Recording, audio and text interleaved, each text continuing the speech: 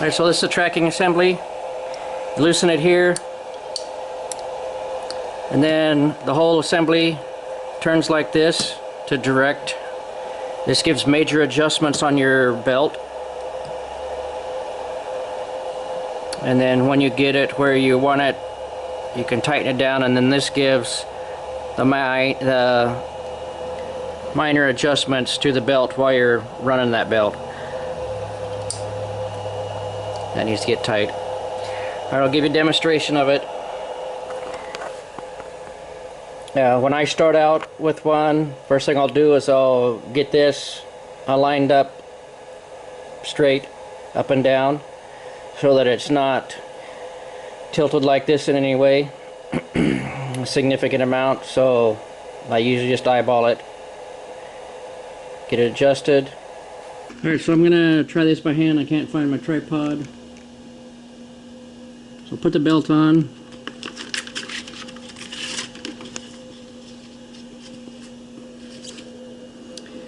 Right now I've just kind of aligned it with the side of the tool arm to get a point to start.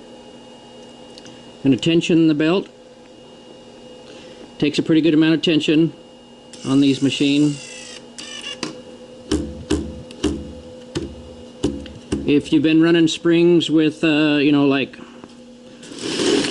30, 40, or 50 pounds of pressure on the belt, this is going to feel really tight to you, and that could be part of the that could possibly be part of the tracking problem, is if the belt is too loose. I'm going to give it a pull through here so I can kind of get an idea what's going to happen, so I can tell now by giving it a pull through that I'm riding a little bit to the side.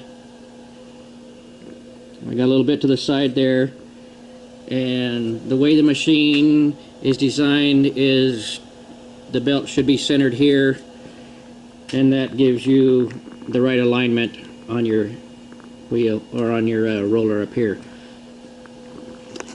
So in this case, I want to do some adjustments. I will turn it on and run it kind of moderate speed for demonstration. Alright, so it's running pretty much right where it did when we did a hand pull through, right? I want the belt to move this direction, and so in that case I'm going to loosen this knob back here and rotate the wheel like this so that it drives the belt this way, and you'll see as I do that the belt will move across the wheel. I'll do a little bit drastic so you can see a drastic example of it. We'll go ahead and loosen this up back here, and I'm going to push on here so that it pivots around this belt, or around this pivot point bolt like this. The whole thing will go like that. Doesn't take much. And you can see that I move it across the wheel.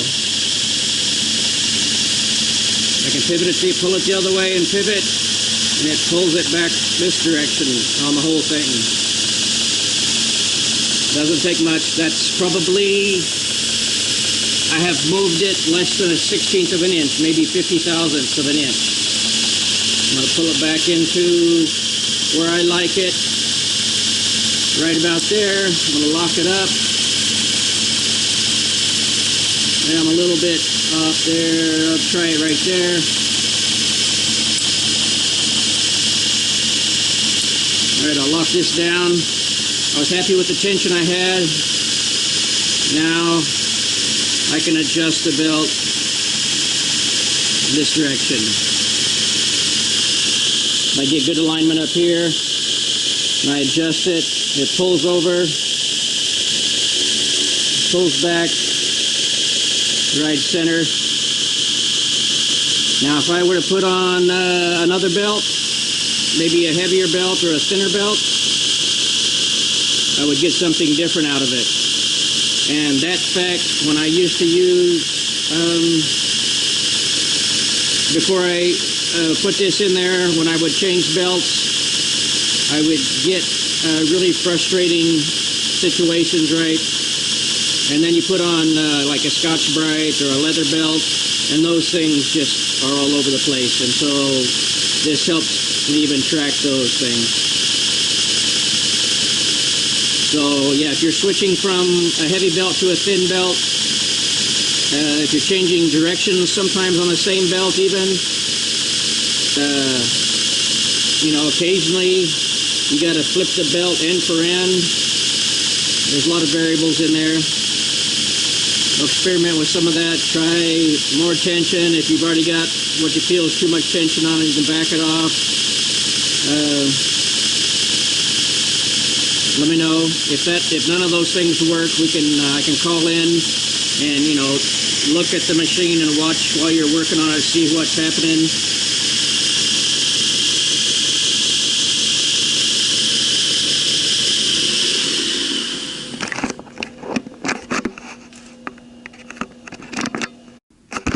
All right, while I'm out here, I'm going to go ahead and look at this. Don't have anything on me right now, but when you're running, the plate should be, this little plate down here should stick out a small amount, and that's where the carrier or the holder for your blank is designed to run, on that area. Now this one has a notch in it because I was doing some, I had it mounted sideways running on a small wheel and I notched it. If you notch yours, if you grind into it, it's not a big deal. These are designed with a lot of excess, so you can just put it onto your belt, grind that flat again, and you're good to go. And there's a lot of room on it. I noticed in one of your pictures that you had your wheel, or you had this plate installed in this direction. The plate is designed to be installed in this direction with the thicker part towards the machine, like this. That way it allows you, you know, to get more out of it as you grind it. Another thing that I noticed was you were mounted, this was mounted very far towards the guide, and that, you know, would expose you to being ground into down here. I run mine, you know, kind of mid-range.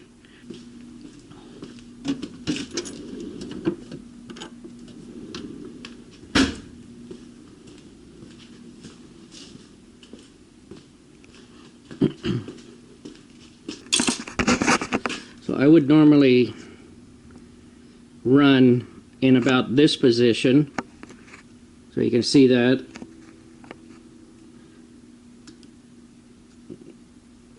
And then the angle, the small angle, would be right about there. That would allow room for your carrier to ride on the plate, and then some extra space for your blank that's being ground. So you can see there that you can grind that out, and that can be extended quite a bit, and use and use and use. And even if you wear one of those out, I've been selling these for over 4 years. I've never had to replace one of those yet. Nobody's worn one out yet, is what I'm saying.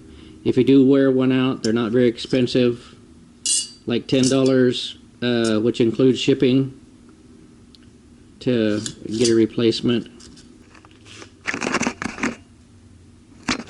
Alright, so when you're going to do a recurve, you're not going to be using this little plate down here because the carrier is going to ride on that.